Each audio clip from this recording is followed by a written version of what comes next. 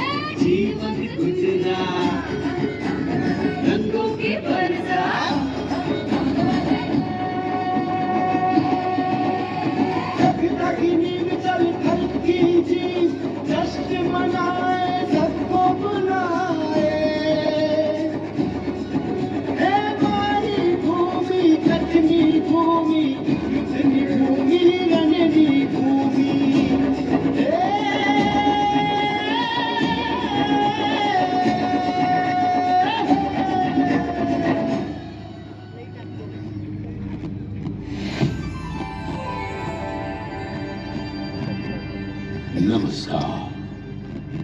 कच्छ की भूमि में आप सबका स्वागत है। मैं हूँ रण, कच्छ का रण। ऋतुओं के आगमन और प्रस्थान के साथ मेरा भी चेहरा बदलता रहता है।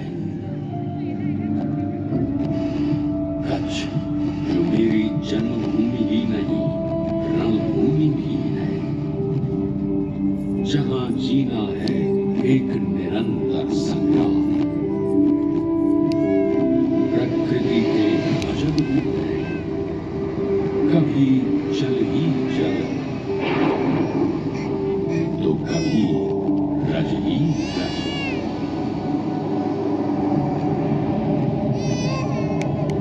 और इसी रण के मनोबल का जश्न मनाती हूँ मैं भूमि।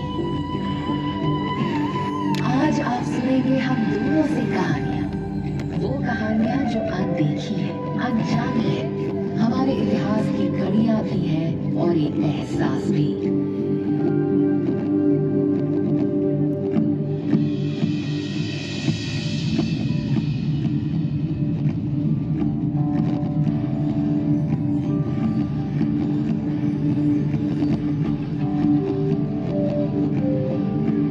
शताब्दियों पहले एक महानगर था कच्छ।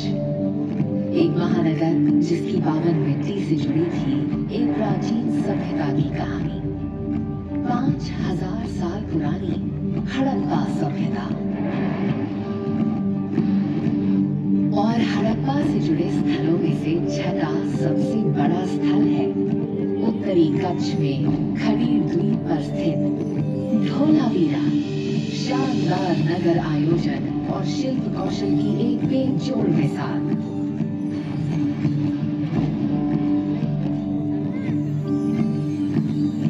सोच के देखो कि इतने साल पहले भी ये कितना योजनाबद्ध तरीके से बनाया गया था, एक मजबूत किले के दुर्ग जैसा।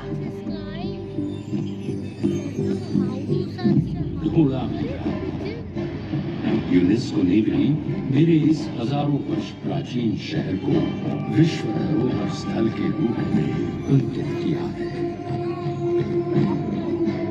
आओ अब आपको लेकर चलूं ईस्वी सन 326 के सामने। सिकंदर महान, अलेक्जेंडर द ग्रेट, ये वो योद्धा था जिसने अपने शासनकाल के 13 वर्षों के दौरान प्राचीन दुनिया के बहुत बड़े साम्राज्य को खड़ा किया, जो ग्रीस से लेकर उत्तर पश्चिमी भारत तक 5000 किलोमीटर से अधिक विस्तार में फैला था। उसका नौसैनिक बेड़ा जब कच्छ से गुजरा तो मेरे अनूठे भूभाग ने उन्हें मोहित कर दिया। मेरे कच्छप सदृश आकार को देखकर उन्हें आश्चर्य हुआ। उन्होंने मुझे अबीर नाम से जाना, क्योंकि उस समय वहां अबीर जनजाति का जनपद था। समय के साथ साथ कई तब्दीलियां हुई। 300 साल बाद उस युग में अपनाए गए बौद्ध धर्म की विरासत आज भी मेरे पश्चिम में बसे लखपत क्षेत्र के समीप कटेश्वर क्षेत्र में सियोट की गुफाओं में दिखती है। प्रसिद्ध चीनी यात्री ह्यून त्सांग की 7वीं शताब्दी में अपनी भारत यात्रा के दौरान मेरे क्षेत्र से होकर ही गुजरे थे। यहाँ उत्कीर्ण मिट्टी की मोहरें भी पाई गईं, जिन पर बुद्ध की छवि और आखिरी दौर की ब्राह्मी और देवनागरी लिपि लिखी थी। समय के इतिहास में बाद में ये एक शैव पूजा स्थल में तब्दील हो गया। भगवान शिव की पूजा अर्चना की संस्कृति उतनी ही पुरानी है जितनी की कच्छ में मानव सभ्यता। कोरी क्रीक के एक द्वीप पर सियोट गुफाओं के समीप है कोटेश्वर मंदिर। पौराणिक मान्यताओं के अनुसार लंका का राजा रावण भगवान शिव का बहुत बड़ा भक्त था। भगवान शिव ने उसे अमरता का वरदान दे एक शिवलिंग कैलाश पर्वत से लंका ले जाने को दिया। मार्ग में रावण को दलदल में फंसी एक गाय दिखाई दी, जिसकी मदद के उपक्रम में रावण ने शिवलिंग धरती पर रखा। परंतु ये देवताओं द्वारा रावण को रोकने के लिए किया गया एक छल था।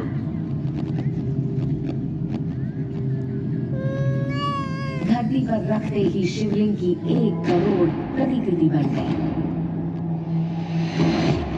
असली शिवलिंग की पहचान करने में असमर्थ रावण नकली शिवलिंग को लेकर लंका चला गया।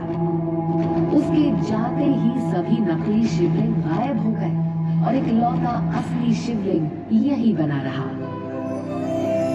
बस तभी से यहाँ प्रतिष्ठित देवता को कोटिलिंगेश्वर के रूप में पूजा जाने लगा।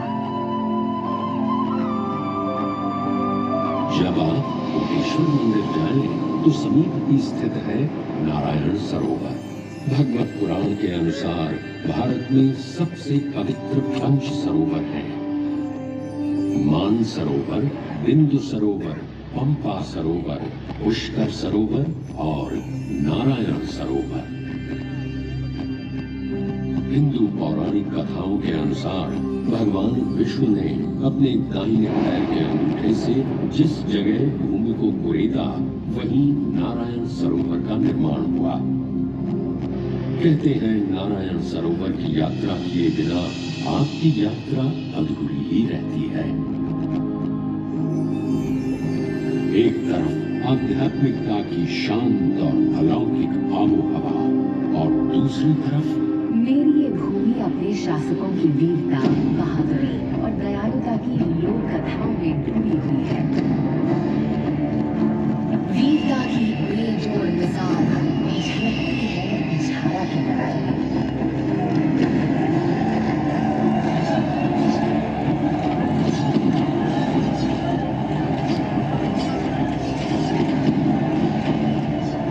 एक गद्दार तुंजा सेठ की लालच के कारण लाखों की मौत। जब पुंजा को जाडेजा राजा महाराजा राव गोलजी ने दीवान नहीं बनाया, तो पुंजा ने सिंध के शासक गुलाम शाह के साथ एक साजिश रची। कच्छ साम्राज्य की सेना गुलाम शाह से 4 गुना कम थी, लेकिन कच्छी सैनिकों की जांबाजी थी बेमिसाल। मातृभूमि के लिए धड़कती ज्वाला का देखा सबने जला।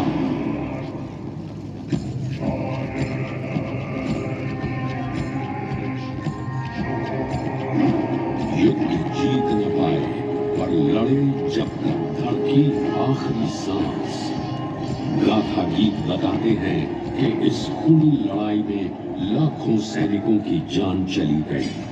आज भी इस युद्ध को कच्छ जो कुरुक्षेत्र झारो कहा जाता है।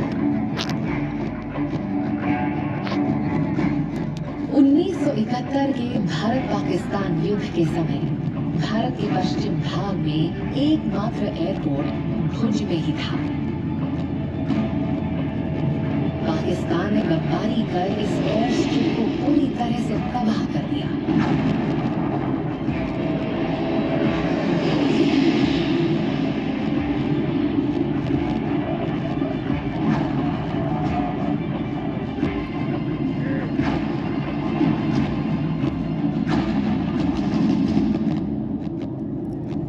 उस समय 300 कच्ची महिलाओं ने रात दिन लगातार 72 घंटे काम करके इस एयर स्ट्रिप को एक बार फिर तैयार कर दिया था। कच्छ के निवासियों के लिए कुछ भी असंभव नहीं है।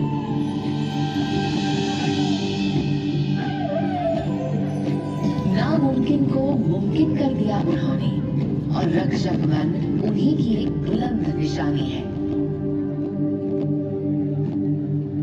और इतिहास के पन्नों में जड़ित रंगों और आध्यात्मिकता के रंगों के साथ जब यहाँ की हस्तकला के रंग जुड़ते हैं तो कच्छ के पूरे चित्र फलक को अविस्मरणीय बना देते हैं।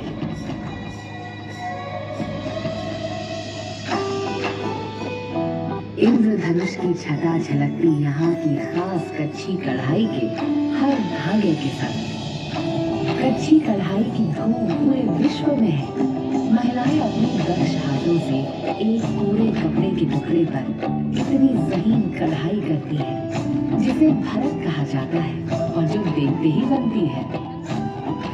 कच्ची कढ़ाई की 7 विशिष्ट शैलियां हैं, जैसे सूफ, खारे, पाको, रबारी, करसिया, जट और भुतवा।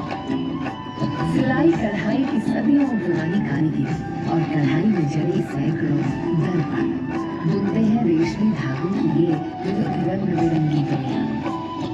पक्को, कटनी, चंपाड़, गोकल, कंदड़ो, भीड़ो, हमिया, रोकर।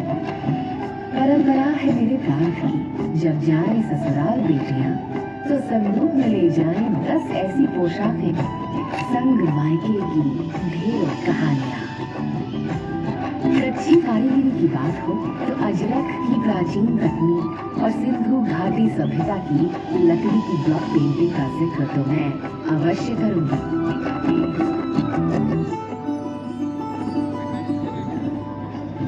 जिस तरह हस्तकला कच्छ की जनजातियों का आंतरिक हुनर है,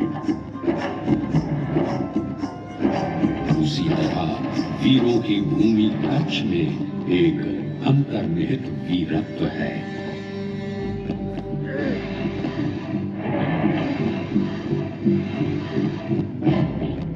मुझे याद है वो 26 जनवरी 2001 की सुबह, जब पूरा देश गणतंत्र दिवस मनाने के लिए तैयार था। इस बात का किसी को भी जरा सा एहसास नहीं था कि कच्छ में क्या होने वाला है।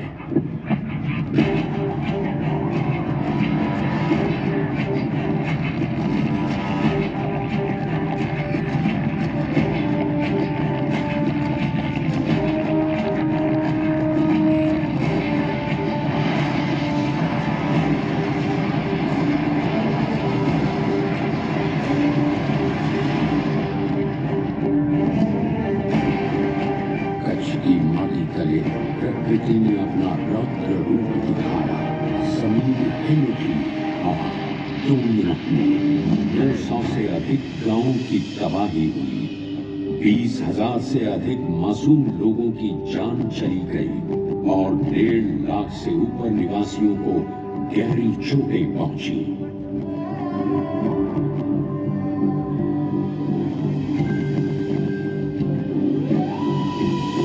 आज भी स्मृति वन में जाकर आंखें और हृदय दोनों ही भर जाते हैं, जो एक श्रद्धांजलि है उन लोगों को जिन्होंने भूकंप में अपने प्राण खो दिए।